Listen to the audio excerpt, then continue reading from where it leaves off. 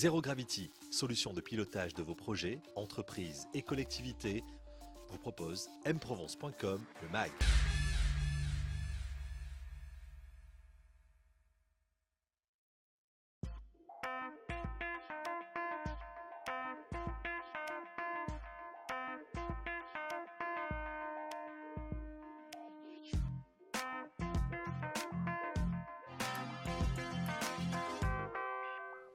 Bonjour et bienvenue à mprovence.com le MAG. Nous sommes aujourd'hui à Aix-en-Provence devant l'Institut d'études politiques Sciences Po Aix pour parler du financement de la recherche.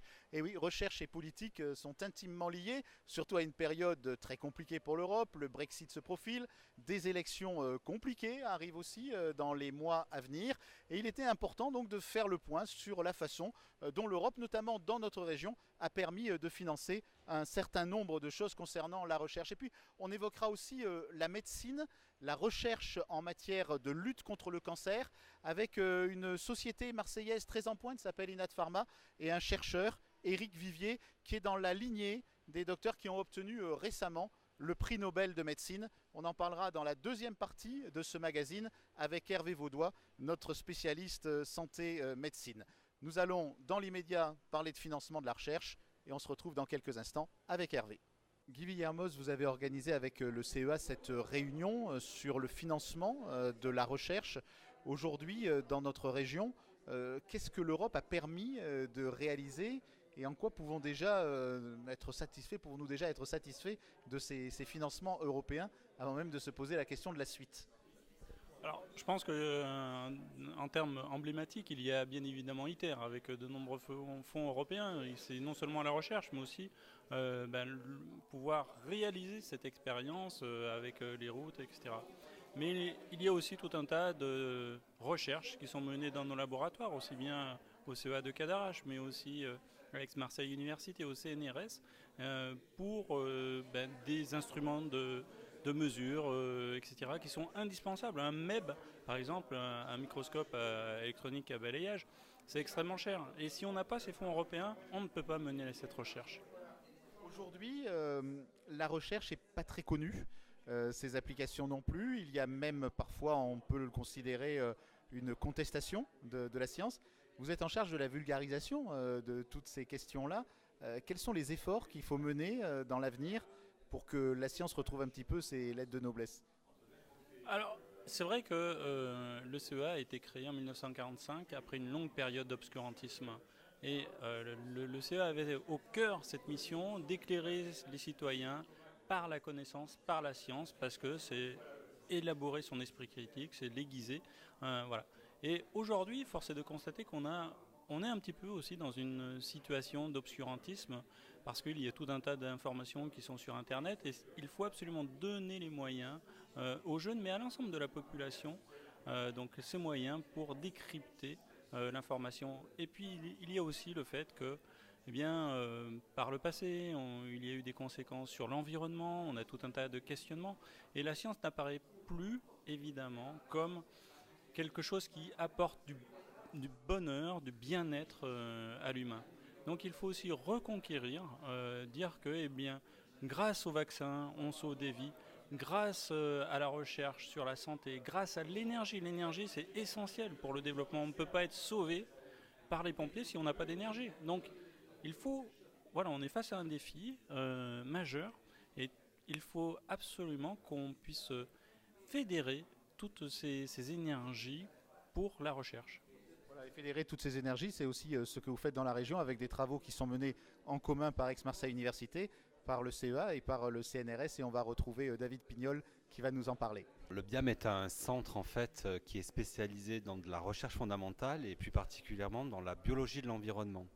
Donc en fait, on a deux grands axes de recherche au sein de notre institut. Le premier vise en fait à comprendre les mécanismes de production de molécules à haute valeur ajoutée par les plantes, les micro-organismes de l'environnement ou les algues. Donc c'est un aspect très bioénergie, produire en fait des molécules liées à la photosynthèse, à l'utilisation du soleil. Et puis le deuxième axe, c'est un axe plus sur l'environnement, c'est comprendre comment ces organismes sont capables de percevoir leurs nutriments dans leur environnement.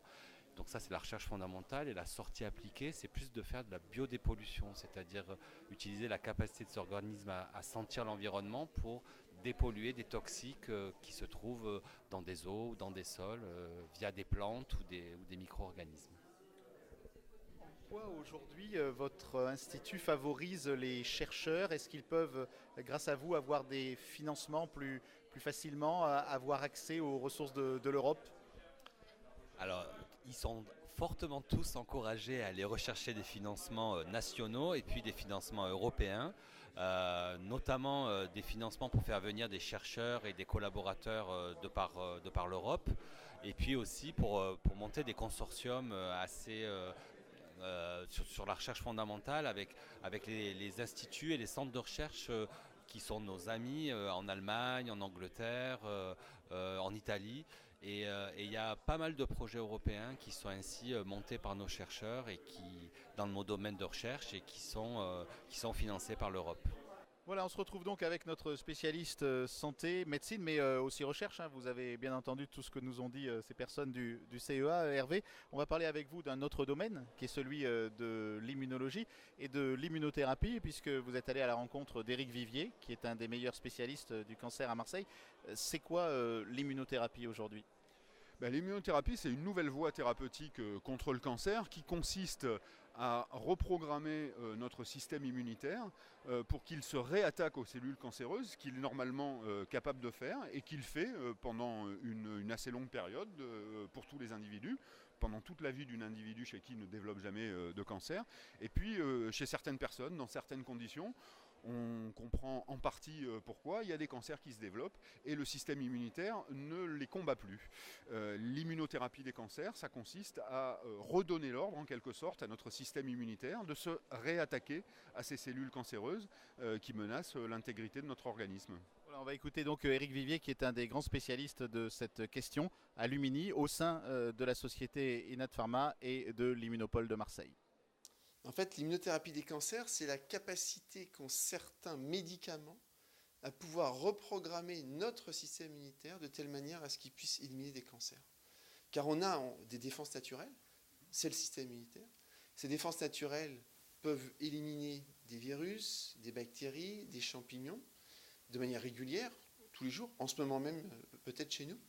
Mais ce qu'on ne savait pas, c'est si ce système immunitaire pouvait aussi éliminer certains types de cancers. En fait, il peut le faire, mais il le fait avec une efficacité qui n'est pas tout le temps optimale. Donc du coup, il y a des cancers qui se développent.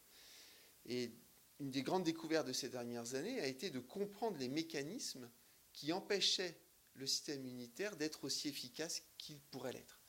Hervé, quand on entend Éric Vivier, on se dit que là, il y a quelque chose de révolutionnaire dans le traitement du cancer. Ces nouvelles formes aujourd'hui, travaillées par Éric Vivier, travaillées par ces chercheurs qui ont eu le prix Nobel, ça remet complètement en cause les traitements habituels ? Non, pas du tout, ça les complète. L'espoir, c'est vraiment qu'avec cette nouvelle arme dans l'arsenal thérapeutique, des combinaisons de stratégies thérapeutiques puissent être faites pour aller vers toujours plus d'efficacité. L'immunothérapie pourra être, et comme elle l'est d'ailleurs aujourd'hui, utilisée seule. Quand elle fonctionne seule, il n'y a pas de raison d'y adjoindre d'autres thérapeutiques, mais la chirurgie reste quelque chose de pertinent pour traiter le cancer et enlever les tumeurs. La radiothérapie reste également pertinente pour réduire le volume de certaines tumeurs. La chimiothérapie également. Toutes ces techniques-là, toutes ces thérapeutiques, ces voies thérapeutiques qui sont bien connues, qui sont très utilisées depuis plusieurs décennies, vont continuer d'être utilisées, vont continuer de s'améliorer. Elles seront simplement, dans certains cas, pour certains malades, combinées à l'immuno et avec, on l'a déjà mesuré, des résultats inédits dans l'histoire de la médecine. On va retrouver Éric Vivier qui va nous parler des différentes formes de cancer et des cancers qui peuvent faire l'objet donc de ces nouvelles découvertes. Tout au début de l'histoire de ces immunothérapies, par ces anticorps qui reprogramment le système immunitaire, les cancers qui ont été le plus impactés de manière positive par ces traitements ont été le mélanome, en particulier le mélanome métastatique, et puis certaines formes de cancer du poumon. Aujourd'hui, on assiste à une augmentation du nombre d'indications dans lesquelles cette immunothérapie pourrait être fonctionnelle. Et donc c'est une bonne nouvelle pour tout le monde. À tel point que pour la première fois de l'histoire de l'oncologie, un de ces médicaments a été approuvé pour tous les types de cancers, quelle que soit la localisation, ce qui est encore une fois inédit, à partir du moment où ces cancers avaient quand même une instabilité génétique avérée. Hervé, les travaux d'Éric Vivier, ils s'inscrivent dans une longue tradition d'études sur ces questions-là à Marseille. Effectivement, il y a le centre d'immunologie de Marseille-Lumini qui existe depuis une trentaine d'années et qui est un centre reconnu mondialement. Et dans le cadre de l'immunothérapie des cancers, il ne le savait pas à l'époque, mais en 1987, c'est un chercheur marseillais, un immunologiste, Pierre Goldstein, qui travaille toujours au centre d'immunologie de Marseille-Lumini, qui a découvert la première molécule à partir de laquelle ont été développés les médicaments d'immunothérapie des cancers. À l'époque, il ne savait pas à quoi servait cette molécule. Ce sont d'autres équipes internationales qui ont trouvé sa fonction. Et c'est cette petite molécule qui s'appelle CTLA4 qui a permis d'ouvrir cette nouvelle voie thérapeutique. Et aujourd'hui, Éric Vivier, avec Inet Pharma, avec le centre d'immunologie de Marseille-Lumini, avec d'autres chercheurs, développe de nouvelles stratégies, de nouveaux médicaments, de nouvelles molécules qui vont servir au traitement. Et l'enjeu, c'est aussi la communication vers le grand public. Et Éric Vivier va nous parler donc d'un livre qui va sortir au début de l'année 2019. Le 2 janvier 2019 sortira un livre aux éditions Odile Jacob qui s'intitule L'immunothérapie des cancers, l'histoire d'une révolution médicale. Ce livre est coécrit avec Marc Déron, qui est l'ancien directeur du département d'immunologie de l'Institut Pasteur de Paris. Et avec Marc, nous avons essayé de retracer l'histoire des idées et des médicaments sur ce dernier siècle en réalité. L'histoire commence à la fin du 19e siècle et s'arrête maintenant avec le prix Nobel décerné à Jim Allison et Tatsuko Honjo pour montrer à tous que c'est une grande et belle nouvelle, des belles nouvelles dans le domaine du cancer. Il n'y en a pas tous les jours. Là, c'est une belle nouvelle pour tout le monde, pour les patients en premier, de manière évidente, pour les médecins aussi, qui ont maintenant quelque chose à proposer à leurs patients dans des pathologies qui étaient vraiment très sévères et sans beaucoup d'espoir thérapeutique. C'est une bonne nouvelle aussi pour la recherche fondamentale, car il ne faut pas oublier que les travaux qui ont été couronnés par le prix Nobel au début octobre et qui ont donné naissance à ces médicaments sont tous des travaux de recherche purement fondamentale, sans avoir même eu l'idée au départ que l'application pouvait être dans le domaine du cancer et dans le traitement de ces pathologies. Donc c'est un angle qui nous a vraiment intéressés d'explorer tous ensemble, de telle manière à ce que le plus grand nombre sache qu'aujourd'hui, pour faire des découvertes, on ne sait pas la recette, mais on sait ce qui ne marche pas. Et en particulier, ce qui ne marche pas, c'est de vouloir guider la recherche fondamentale par ses applications. Parce que par construction, les applications de la recherche fondamentale ne sont pas possibles à être anticipées. Voilà, ce magazine mprovence.com est maintenant terminé. Si vous voulez en savoir plus, vous avez la possibilité de retrouver toutes ces informations et bien d'autres sur notre site internet ou sur notre page Facebook, sur les réseaux sociaux.